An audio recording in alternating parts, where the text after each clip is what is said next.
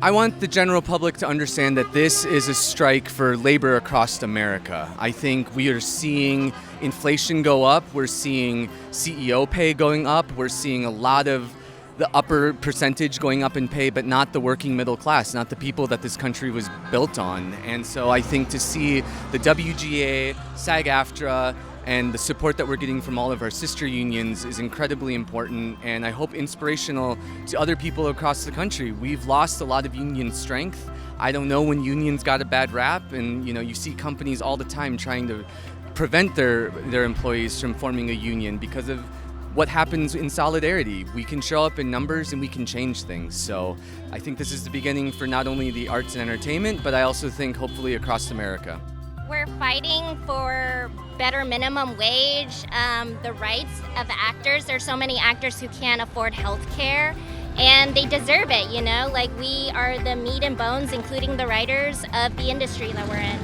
The whole industry has obviously changed with streaming, and the contracts that we have in place do not reflect the times that we're living in right now. And it is near impossible, unless you are a series regular, and even if you are a series regular, to make a living as an actor these days. And I wouldn't want to live in a world without actors, writers, and storytellers. I don't know about you.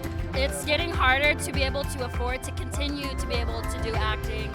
And it's not fair because what we do is very important. We deserve to be paid fairly. And we deserve our residuals. And so many people in this industry, you'd be so surprised how little, actors make. So. And we don't have the type of job where it's like finance or Excel where you can just be mad all day and just type and the computer doesn't care about your feelings. If we have bad energy on set because people aren't able to make rent, or people are like, well, we gotta finish this shot really quickly because I gotta get home and pay my landlord kind of thing, it's going to affect the shows that we make. I mean, there's a misconception out there that everyone who works in Hollywood is rich, right? And sure, there's a couple stars at the top who make a pretty good living, but 95% of those are just trying to make a middle-class income. They're trying to make their next mortgage payment, they're trying to put their kids through college. And through the last 5 or 10 years, that has not been possible because of the changes the companies have made to the business without paying us appropriately. In fact, they made those changes so that they could pay us less than ever. Our wages have gone down while their budgets, revenues, and profits have all gone up, and that's why we're out here. I joined SAG in 2018, and when I was struggling in New York, I lived off of residuals. And sometimes I'd get a check for like $1.56, and I would cash that. And the fact that streamers don't have residuals is crazy because that's how a lot of actors are making a living.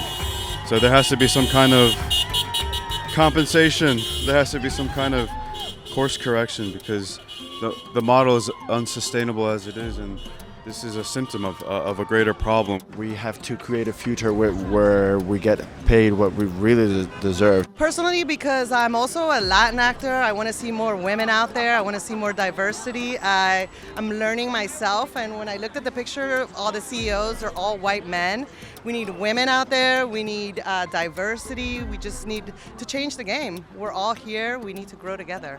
There are plenty of profits to be had by the studio that could be dispersed more evenly amongst the people who go into the actual creative process and the production of these films and shows that make people who, are also great at their job of running a studio, kind of, but, they don't need to be making these record profits when our rates haven't gone up in decades.